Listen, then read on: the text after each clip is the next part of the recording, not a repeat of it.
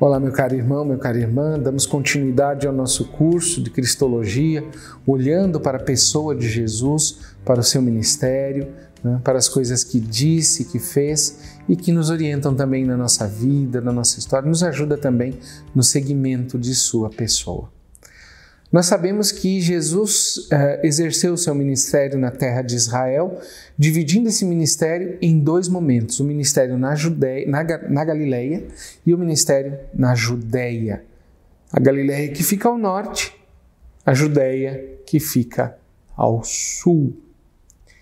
Por que diferenciamos? Por que, Padre Alex, é preciso diferenciar? Porque sim, há diferenças bastante claras no jeito, na metodologia de Jesus. Na Galileia, ele se reúne com as multidões. Na Galileia, ele realiza muitos milagres. Na Galileia, ele fala do discipulado, é o dia a dia. Na Judéia, é a entrega até o fim. Na Judéia, Jesus fala do sacrifício, da doação de vida. Na Judéia, ele vai até o fim e dá a sua vida no Monte Calvário.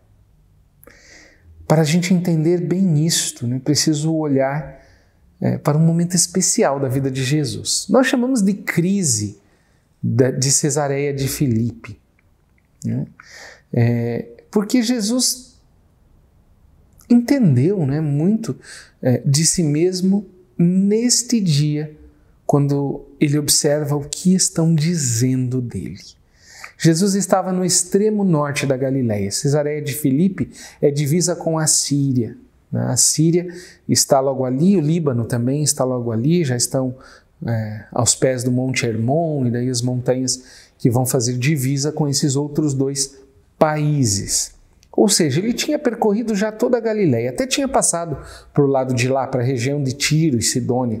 Depois ele voltou um pouco mais e em Cesareia de Filipe, perto da terra de Dan, a última tribo de Israel que ficava ao norte, perto daquela região, é ali, no extremo norte, que ele resolve avaliar o seu ministério. Jesus parou para avaliar. Jesus parou para avaliar.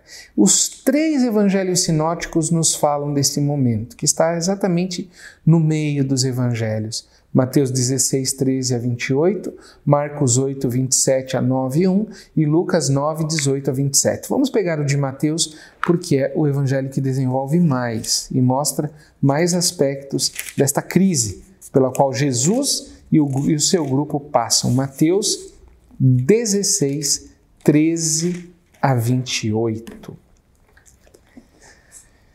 Chegando Jesus ao território de Cesareia de Filipe, perguntou aos discípulos: Quem dizem os homens ser o Filho do Homem? Disseram: Uns afirmam que é João Batista, outros que é Elias, outros ainda que é Jeremias ou um dos profetas. Então lhes perguntou: E vós, quem dizeis que eu sou? Simão Pedro respondendo disse: Tu és o Cristo, Filho do Deus vivo. Jesus respondeu-lhe: Bem-aventurado és tu, Simão, filho de Jonas, porque não foi carne ou sangue que te revelaram isso, e sim meu Pai que está nos céus. Também eu te digo que tu és Pedro, e sobre esta pedra edificarei a minha igreja, e as portas do Hades nunca prevalecerão contra ela. Eu te darei as chaves do reino dos céus, e o que ligares na terra será ligado nos céus, e o que desligares na terra será desligado nos céus. Em seguida, proibiu severamente aos discípulos de falarem a alguém que ele era o Cristo. Aqui a primeira parte, já vamos continuar a leitura. Fizemos esta leitura no começo destas aulas. Você se lembra sobre a pergunta de quem é Jesus? Aqui eu gostaria que você olhasse de uma outra forma. Pense em Jesus que havia percorrido realmente toda a Galileia e tinha muita gente que gostava de Jesus. E ele pergunta então aos seus discípulos o que estão falando a respeito dele. A maioria ainda não havia entendido, porque achava que Jesus era um grande profeta. Talvez fosse até Elias que não morreu e voltou, apareceu de novo. Ou algum dos outros profetas que se manifestava nele. É um grande homem, está falando de Jeremias, de Isaías, ou até mesmo João Batista, que há pouco havia morrido. Um grande homem. Mas não bastava, porque Jesus era mais que isto. E ele pergunta aos seus discípulos e Pedro responde: Tu és o Cristo, ou seja, o Messias, o ungido. Pedro foi o primeiro a reconhecer Jesus como este Messias, como este ungido de Deus, né? Ele como o Senhor, né? O Senhor de tudo, né? E por isso Jesus fica feliz, porque o seu ministério resultou no reconhecimento de sua pessoa, de sua missão e de sua identidade. E faz um grande elogio a Pedro. Tu és Pedro, sobre esta pedra, ou seja, sobre a rocha desta fé, na minha pessoa como Messias, é que vai ser construída a igreja. Tudo lindo. Até Jesus dizer, não contem a ninguém. Porque Jesus sabia que eles ainda não haviam entendido que tipo de Messias ele seria. Até então tudo parecia glória. Até então tudo parecia louros, uma grande maravilha e um grande sucesso. Jesus proíbe de falarem porque havia uma outra parte do ser Messias que eles não esperavam, ainda não haviam entendido. E é o que acontece agora no ensino de Jesus. A partir desta época, Jesus começou a mostrar aos seus discípulos ser necessário que fosse a Jerusalém e sofresse muito por parte dos anciãos, dos chefes, dos sacerdotes e dos escribas, e que fosse morto e ressurgisse ao terceiro dia. Pedro, tomando-o à parte, começou a repreendê-lo dizendo: Deus não o permita, Senhor, e isso jamais te acontecerá. Ele, porém, voltando-se para Pedro, disse: Afasta-te de mim, Satanás. Tu me serves de pedra de tropeço, porque não pensas as coisas de Deus, mas as dos homens. Já vou continuar a leitura até o 28, porém, observemos a crise. Aqui, por isso chamamos de crise. Porque Jesus repreende duramente em Pedro todos aqueles que não entendem que tipo de Messias ele deveria ser. É o Messias que fez as curas e que reunia multidões, mas é o Messias que seria rejeitado, que teria que dar a sua vida, teria que ir até o fim e que morreria sendo humilhado. Pedro não entendia isso, mas não julguemos Pedro. Ninguém entendeu. Nenhum dos discípulos entendeu. Não compreendiam o que significava isto. Dar a vida, morrer, mas agora que nós estamos fazendo sucesso, a coisa está maravilhosa, a multidão vem atrás da gente e Jesus transforma água em vinho e transforma e multiplica os pães e anda sobre as águas e cura todo mundo e está tudo uma maravilha. Morrer? Isso não te é permitido, Senhor. Está tudo muito bom do jeito que está. E Jesus é duro, chama Pedro de Satanás, porque Satanás fez Adão e Eva se colocarem no centro, pensarem em si mesmos. Sereis como deuses, conhecedores do bem e do mal. Ou seja, colocar-se no centro da existência e não se preocupar com o outro. Querer ser o centro. Jesus chama Pedro de Satanás, porque é a tentação que próprio Jesus sentia de se colocar no centro, de não dar a vida, de não se sacrificar, de não ir até o fim. E se Pedro não compreendesse, de fato foi difícil, na ceia depois acontece a mesma coisa. Tu não me lavarás os pés, Senhor. Ou seja, para Jesus não era permitido, segundo Pedro, que se rebaixasse, que se diminuísse, que servisse. Pedro tinha essa dificuldade de compreender a princípio, até mesmo porque ele seria o chefe depois, né, o líder da comunidade. Ele precisava, em primeiro lugar, entender que o mestre, o chefe, o primeiro é aquele que dá a vida. E é por isso que Jesus continua o seu ensinamento. Isto não dizia respeito apenas a ele, mas ao seguimento, ao discipulado também. Todo discípulo de Jesus deveria ter a mesma atitude. Versículos 24 a 28. Então disse Jesus a seus discípulos: Se alguém quer vir após mim, negue-se a si mesmo, tome a sua cruz e siga-me. Pois aquele que quiser salvar a sua vida, vai perdê-la. Mas o que perder a sua vida por causa de mim a encontrará. De fato, o que aproveitará o homem ganhar o mundo inteiro, mas arruinar a sua vida? Ou o que poderá o homem dar em troca da sua vida? Pois o Filho do Homem há de vir na glória do seu Pai com os seus anjos, e então retribuirá a cada um de acordo com o seu comportamento. Em verdade vos digo que alguns do que aqui estão não provarão a morte até que vejam o Filho do Homem vindo em seu reino. Jesus exorta todo discípulo a segui-lo, a tomar a cruz e a se colocar atrás dele e a segui-lo. Porque a retribuição por este sacrifício vem depois. A glória da ressurreição vem depois. Por ora é preciso dar a vida. E os que estavam ali presenciariam este reino de Deus, a vinda do reino de Deus, em Jesus erguido no madeiro e ressuscitado dos mortos. A transfiguração de Jesus é peça-chave para compreender esta atitude de Jesus. Vejam, ele ainda está na Galileia, mas já está na segunda metade do seu ministério. Está a caminho da Judéia. Para Lucas, inclusive, este caminho é muito claro. Jesus está no norte, em Cesareia de Filipe, e ele se põe a caminhar para a Judéia, que está ao sul, quase cerca de 200 quilômetros, um pouquinho menos de 200 quilômetros ali da região de Cesareia de Filipe. Então é nesta caminhada para a Judéia. E no meio deste caminho, segundo Lucas, mas para Mateus e Marcos também, acontece o episódio da transfiguração de Jesus. A transfiguração é relatada no Evangelho de Mateus, capítulo 7, versículos 1 a 8, no Evangelho de Marcos, capítulo 9, versículo 2 a 8, e Evangelho de Lucas, capítulo 9, versículos 28 a 36, e 2 Pedro 1, 16 a 18. Na segunda carta de Pedro, que foi testemunha também. Vamos ler no Evangelho de Lucas, convido você a abrir o Evangelho de Lucas, capítulo 9. Lucas 9, 28 a 36.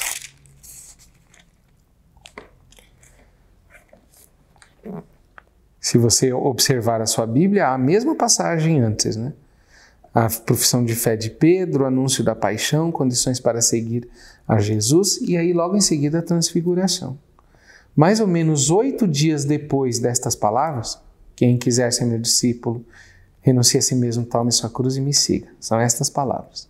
Mais ou menos 8 dias depois destas palavras, tomando consigo a Pedro, a João e a Tiago, ele subiu à montanha para orar. Enquanto orava, o aspecto de seu rosto se alterou, suas vestes tornaram-se de fulgurante brancura. E eis que 2 homens conversavam com ele, eram Moisés e Elias, que aparecendo envoltos em glória falavam de seu êxodo, que se consumaria em Jerusalém. Pedro e os companheiros estavam pesados de sono. Ao despertarem, viram sua glória e os 2 homens que estavam com ele. E enquanto estes iam se afastando, Pedro disse a Jesus: Mestre, é bom estarmos aqui. Façamos, pois, 3 tendas, uma para ti, outra para Moisés e outra para Elias, mas sem saber o que dizia. Ainda falava quando uma nuvem desceu e os cobriu com sua sombra. E ao entrarem na nuvem, os discípulos se atemorizaram. Da nuvem, porém, veio uma voz dizendo: Este é o meu filho eleito, ouvi-o. Ao ressoar essa voz, Jesus ficou sozinho. Os discípulos mantiveram silêncio e naqueles dias a ninguém mais contaram coisa alguma do que tinham visto. Toda esta passagem, que é relatada em Mateus e também em Marcos, nos apresenta os mesmos aspectos. É o alto de uma montanha. Na montanha, Deus se revela. É essa a experiência para o povo de Israel. Na montanha, Deus havia entregue, no Monte Horebe, Deus havia entregue a lei para Moisés, que falava com Deus no alto do Monte Sinai. Na montanha, Elias havia contemplado o próprio Deus, que passou numa brisa suave para consolar o profeta que fugia da rainha Jezabel. Ambos, Moisés e Elias, contemplaram o próprio Deus no alto da montanha. Quem os apóstolos veem no alto da montanha é o próprio Jesus transfigurado. E Moisés e Elias a contemplá-lo. Moisés e Elias, que haviam visto a face de Deus, estão ali a contemplar a face de Deus. É como se na passagem da Sagrada Escritura o tempo não tivesse passado. Não houvesse 2 séculos entre Moisés e Elias e 10 séculos entre Elias e Jesus. É como se tudo fosse um agora, um momento, um único momento. Os dois profetas ou os dois contempladores de Deus vendo o rosto do próprio Deus. É a glória de Deus que se revela. O Deus do Antigo Testamento que está ali presente, vivo na pessoa de Jesus. É uma grande revelação, uma grande teofania, manifestação de Deus, do Deus do Antigo Testamento. Moisés e Elias, que haviam visto Deus face a face, estão vendo Deus face a face a conversar com Jesus. E sobre o que eles conversam? Sobre a morte de Jesus que se daria em Jerusalém. No mesmo momento, na mesma manifestação, há toda a glória de um Deus que tudo pode, que é Senhor do tempo e da história, que está acompanhando todo o povo de Israel desde o seu início, que está ali manifestado na pessoa de Jesus e que vai passar pela cruz.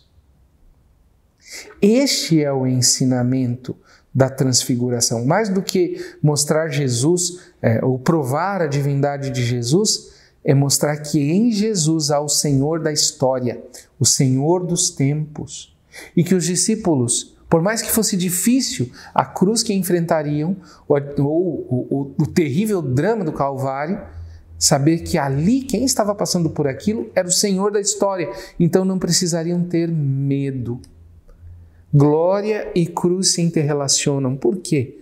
Porque quem passa pela cruz é o Senhor da glória. Não há que ter medo.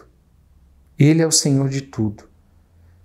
Há que se recordar também a tempestade acalmada por Jesus, ou Jesus que caminha sobre as águas no meio daquele forte vento contrário. Ele é o Senhor de toda a tempestade, de toda a cruz, de toda a dificuldade. Não é preciso temer. Não é preciso temer. Bom, o Senhor fez a parte dele, os discípulos continuaram tudo sem entender nada e fugiram na hora da cruz. Depois eles compreenderam o que havia acontecido. Depois que Jesus ressuscitou, eles compreenderam o que havia acontecido no alto daquela montanha e o que o Senhor estava a lhes dizer. Ele é o Senhor. Segundo o evangelista Lucas, de modo especial, após essa crise, esse momento da Galileia entre a Cesareia de Filipe e o Monte Tabor, nesse momento Jesus caminha para Jerusalém. E esta longa caminhada é uma caminhada de ensino. É uma caminhada de ensino. Jesus decide partir para a Judéia e vai ensinando os seus discípulos a lógica da cruz, da entrega, da doação. E quando Jesus começa a falar de entrega, de doação, de sacrifício, ele vai ficando sozinho. Até que termina sozinho no Calvário. A multidão que caminhava com Jesus, que ia onde Jesus estava, porque ele multiplicava os pães, curava todo mundo, transformava água em vinho, essa multidão vai sumindo, vai desaparecendo. Foram os últimos meses do 3º ano de ministério de Jesus.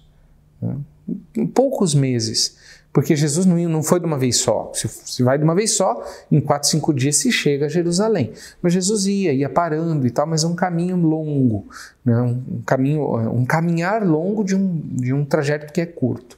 Jesus parava, meditava, ensinava. Foi uma experiência de caminhar na qual o Senhor foi ficando sozinho. Por quê? Porque ele vai fazer os principais ensinamentos, vai entregar aos discípulos seus principais ensinamentos e mandamentos acerca da sua cruz e da vida do cristão crucificado com ele. É assim até nas paróquias, eu sou pároco também e trabalho já com pastoral, né? Na hora de reunir o povo para milagre, para bênção, para graça, enche a igreja. Uma maravilha. Na hora que você pede para alguém ser catequista, ministro da Eucaristia, que tem que doar a vida, doar um pouquinho de tempo, se entregar, vem cá, precisa da gente do dízimo, some todo mundo. Né? Vai cada um para um canto. Quando começa a falar de compromisso, de sacrifício, de entrega, uma coisa complica. Né? Do mesmo jeito com Jesus, até um pouco mais radical, porque lá aconteceu da primeira vez. Né? O discipulado no caminho para Jerusalém continua. Lucas 9, nós lemos, né, em Lucas 9, 22 a 25, o mesmo trecho que acabamos de ler no paralelo em Mateus. É necessário que o Filho do Homem padeça muitas coisas e seja rejeitado pelos anciãos e os escribas, e seja morto e ressuscite ao terceiro dia. E dizia a todos: se alguém quer vir após mim, negue-se a si mesmo e tome cada dia sua cruz e siga-me, porque qualquer um que quiser salvar a sua vida perdê-la-á, mas qualquer que por amor a mim perder a sua vida, a salvará. Gente, imaginemos, naquele tempo era muito concreto isso. Jesus estava dizendo que ia morrer em Jerusalém. Quer vir comigo? Você pode morrer também. Era muito concreto. Mas isto é o ensinamento para os séculos. No caminhar atrás de Jesus, aquele que caminha atrás de Jesus pode perder a sua vida. Em seu ensinamento do caminho, Jesus nos diz o que significa perder a vida para ganhá-la. E se você gostou deste vídeo, não esqueça de deixar o seu like e o seu comentário. Compartilhe com seus amigos também. E se você ainda não é inscrito no nosso canal, corre lá, se inscreva. E não esqueça de ativar o sininho de notificações para que todas as vezes que nós postarmos alguma novidade, você seja avisado. Um abraço e até mais!